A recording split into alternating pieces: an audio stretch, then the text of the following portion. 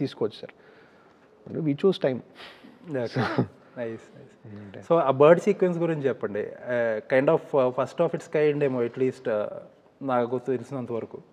Bird sequence is coming from Ramayana sir. అంటే Jatayu brother Sampati సంతతి అంటే అలాంటి ఆయుధంని ఎవరు ప్రొటెక్ట్ చేస్తారు అని అంటే we thought will keep some divine super natural creature అనగానే హిస్టరీలోకి వెళ్ళి ఇతిహాసాల్లోంచి ఎతికితే అట్లా ఏదో ఒకటి పెట్టచ్చు అనిపించింది ఫిక్షన్. సంపాతి సంతతి ఇంకా దాన్ని ప్రొటెక్ట్ చేస్తూ ఉండొచ్చు అని అలా వచ్చింది సార్ ఆ బర్డ్. సో దాని సైజ్ ఎంత, దాని స్కేల్ ఎంత, were the next things.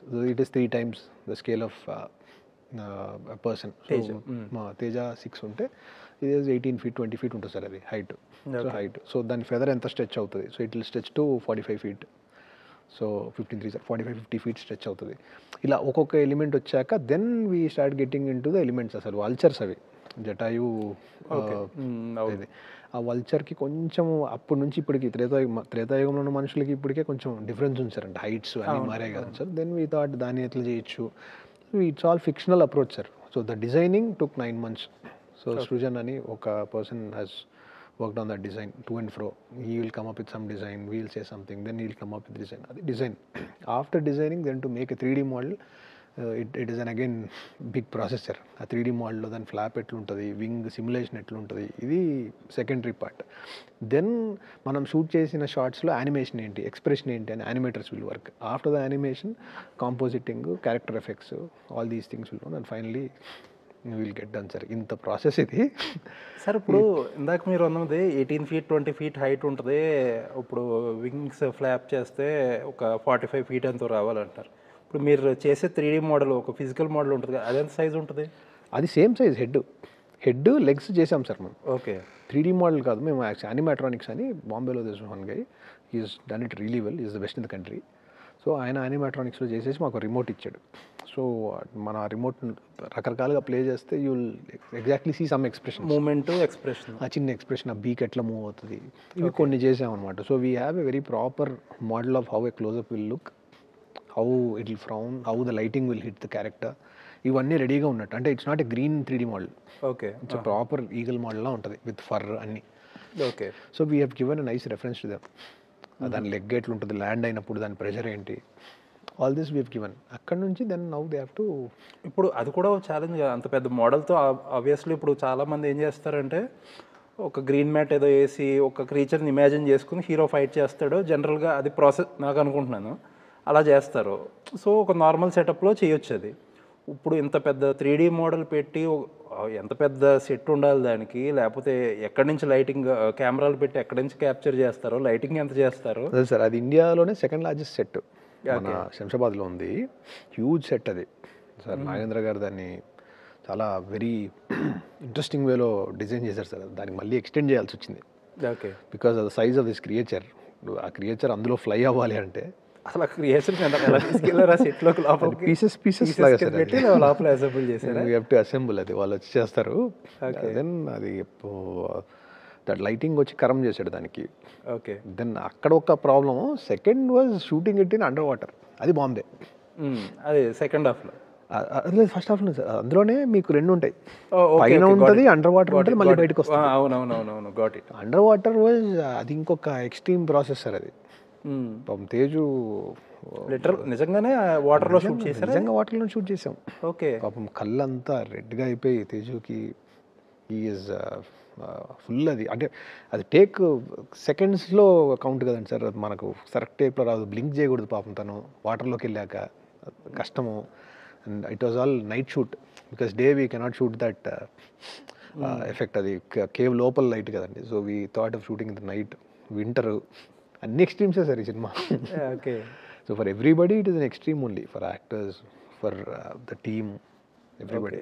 Kind of ఒక రిఫరెన్స్ ఏమో ఇక్కడ నుంచి ఏదన్నా యానిమల్స్ లేకపోతే బర్డ్స్ మూమెంట్లో ఉన్నదంటే ఒక కైండ్ ఆఫ్ ఇది ఎక్స్పీరియన్స్. అవును సార్, ఒక రకంగా అనుకోవాలి. హోప్ఫుల్లీ ఒక డాక్యుమెంటరీ చేయాల్సింది సరదాగా ఇదంతా కలిపి. ఉన్నాయి సార్, అన్నీ వేస్తారు నాకు తెలిసి. మెల్లమెల్లగా ఒక్కటి తీసి వేస్తూ ఉంటారు అనుకుంటున్నా. ఓకే. విఎఫ్ఎక్స్ పార్ట్ తర్వాత యాక్షన్ డిజైన్ మొత్తం అసలు చాలా కంటెంపరీగా, చాలా న్యూగా ఉంది. ఎస్పెషల్లీ మనోజీ ఒక 2 ఫైట్లు అలా చాలా బాగున్నాయి. అండ్ తేజ్ అది ఆ మిరాయి రియలైజేషన్, ఆ వెపన్ స్ట్రెంత్ రియలైజేషన్ సెకండ్ హాఫ్లో బ్లాక్ వస్తుంది. చాలా ఎక్సలెంట్గా తీశారు అది కూడా. సార్ ఇది వచ్చేసి నాకు ఈసారి action is something which I'm drawn towards. Okay. బాగా ఇష్టమైన స్పేస్ యాక్షన్ సార్. ఈ వద్దనుకున్నా కూడా 4 సీన్లు రాస్తే ఒకటి యాక్షన్ వచ్చేస్తుంది. Okay. I think I'm drawn towards it. So రెండోది ఏంటంటే సార్, యాక్షన్లో ఈ సినిమాకి quick action sir. It required lot of athletic ability. అంటే చాలా క్విక్గా రియాక్ట్ అవ్వాలి. ఓకే. ఇద్దరు ట్రైన్ అయ్యారు సార్. తేజు ఎస్పెషలీ థాయిలాండ్లో చాలా రోజులు చేశాడు. అంటే దట్ స్టిక్ తిప్పడము అదంతా ఎక్కువ రోజులు చేశారు. మనోజ్ గారు వేరే స్టైల్లో చేశాం. మనోజ్ గారిది ఏంటంటే అథ్లెటిక్ అండ్ కూల్గా చేసేలాగా we plan, because is already powerful.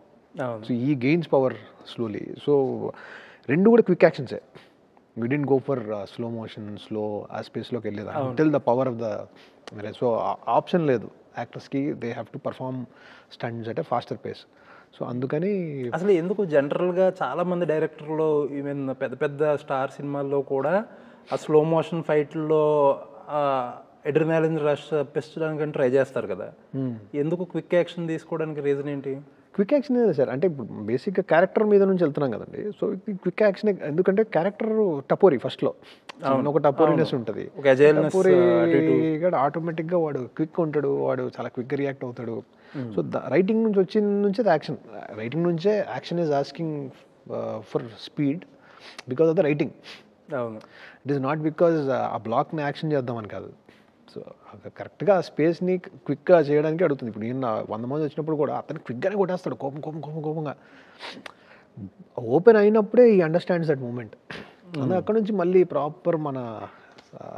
Proper south Indian మన యాక్షన్ ఉంటుంది కదా sir. I love that action sir. ఆ స్లోమో, అడ్రినలిన్, ఆ పంపు, అది వేరు సార్. దాని మీద స్కోర్ పడితే హై ఈజ్ డిఫరెంట్. ఇన్ఫ్యాక్ట్ ఇప్పుడు స్కోర్కి వచ్చారు కాబట్టి విఎఫ్ఎక్స్ ఎఫెక్ట్స్ కానీ లేకపోతే కొన్ని ఎపిసోడ్స్ కానీ తర్వాత మీరు వేసుకున్న యాక్షన్ సీక్వెన్స్ ఇవన్నీ ఒక ఎత్తు అయితే బ్యాక్గ్రౌండ్ స్కోర్ ఇంకొక ఎత్తు. బ్యాక్గ్రౌండ్ స్కోర్ ఇప్పుడు సేమ్ గౌరహరి గారే హనుమాన్కి చేశారు.